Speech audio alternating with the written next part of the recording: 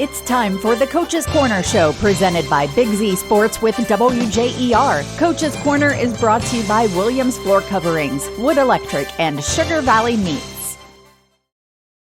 Bill Hammerstrom here for WJER Sports and Big Z Sports in the Coach's Corner, getting ready for Dover to kick off the season in Week 1 against GlenOak on the road against the Golden Eagles. I'm with first-year head coach Matt Rees. Thanks for joining us, your first Coach's Corner of the year. No, I appreciate you having us on, and the coverage that you guys give us, it's definitely appreciated. So game 1 against GlenOak, you've had 2 scrimmages so far.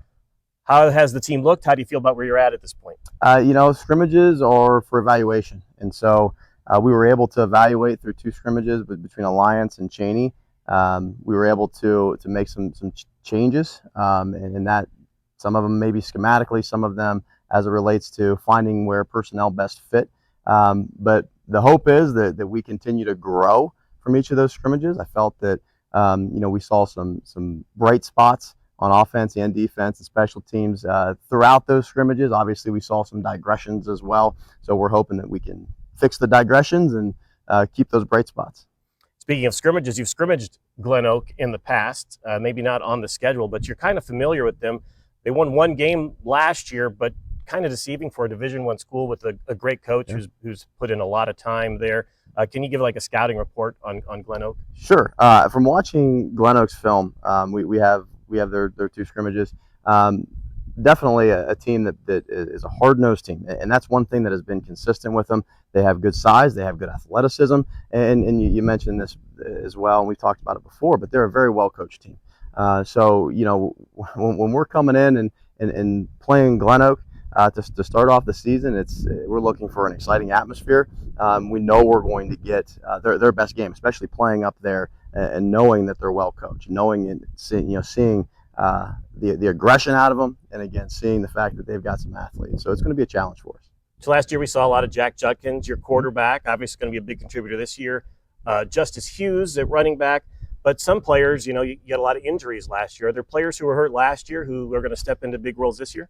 Yeah, Mason Royer, he's one that comes to mind initially, and he was coming along very well through the West Holmes game and then suffered an injury in our Week 4 game against Indian Valley. And so he's healed up from that injury. He's back. We're looking for him not only from his play, but also his leadership. So I'm excited to kind of see how Mason continues to grow as we work into this season. And then Week 1, first week as head coach, how you feeling?